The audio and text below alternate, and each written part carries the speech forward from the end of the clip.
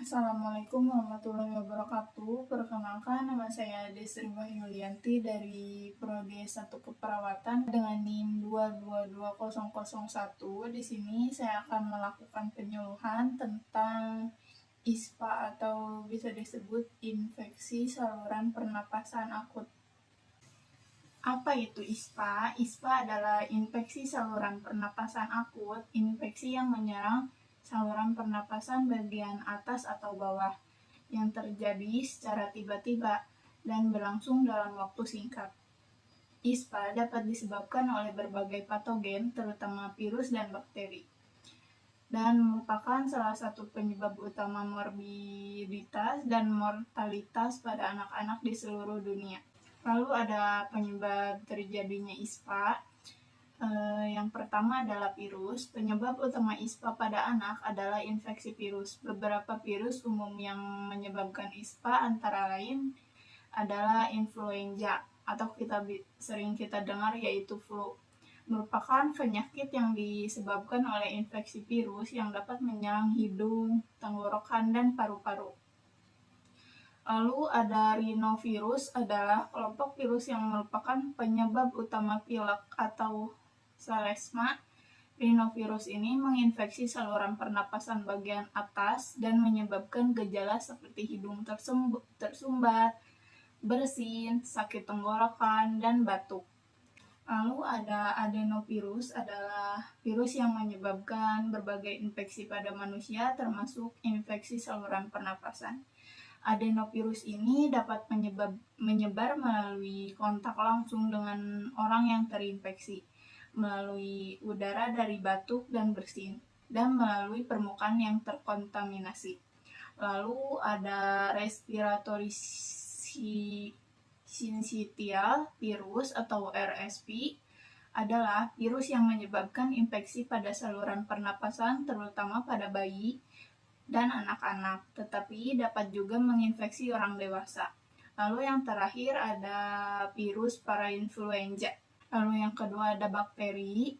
ISPA juga disebabkan oleh bakteri, meskipun lebih jarang dibandingkan oleh virus. Bakteri yang sering terlibat meliputi Streptococcus pneumonia, adalah bakteri yang dapat menyebabkan berbagai infeksi serius, terutama pada anak-anak, orang tua, dan individu dengan sistem kekebalan yang lemah. Lalu ada Haemophilus influenza, adalah bakteri yang dapat menyebabkan berbagai infeksi, terutama pada anak-anak, tetapi juga dapat mempengaruhi orang dewasa. Lalu ada Mycoplasma pneumonia, adalah bakteri yang menyebabkan infeksi saluran pernapasan, terutama pneumonia yang sering disebut sebagai pneumonia berjalan, karena gejalanya yang relatif ringan dan sering tidak memerlukan perawatan di rumah sakit. Lalu yang ketiga ada faktor lingkungan. Paparan terhadap polusi udara, asap rokok, dan lingkungan yang tidak higienis dapat meningkatkan risiko anak terkena ISPA. Lalu yang keempat ada sistem kekebalan tubuh yang lemah. Anak-anak dengan sistem kekebalan tubuh yang belum matang atau yang sedang mengalami gangguan kekebalan lebih rentan terhadap ISPA. Lalu di sini ada tanda dan gejala. Yang pertama adalah batuk, bisa berupa batuk kering atau batuk berdahak. Lalu yang kedua ada demam, peningkatan suhu tubuh yang seringkali disertai dengan menggigil. Lalu yang ketiga ada pilek atau keluar cairan dari hidung yang bisa berupa ingus bening atau kental. Lalu yang keempat ada sesak napas, kesulitan bernapas termasuk napas yang cepat atau dangkal. Lalu yang kelima ada sakit tenggorokan atau rasa nyeri atau iritasi di bagian tenggorokan. Lalu yang keenam ada kelelahan dan lemas. Anak tampak lelah, lesu, dan tidak berenergi. Lalu yang ketujuh ada malaise atau rasa tidak enak badan secara umum yang seringkali sulit dijelaskan anak. Lalu yang kedelapan ada anoreksia atau penurunan nafsu makan. Yang terakhir ada nyeri otot atau nyeri pegal di bagian otot. Nah, di sini ada pencegahan supaya tidak terjadi ISPA. Yang pertama adalah vaksinasi. Kita harus sering vaksinasi ya, ibu-ibu, terutama pada anak-anaknya. Imunisasi rutin seperti vaksinasi influenza dan pneumokokus dapat membantu melindungi anak dari patogen penyebab ISPA. Lalu yang kedua ada kebersihan tangan. Nah, anak-anak juga kita harus sering ingatkan untuk membersihkan tangan.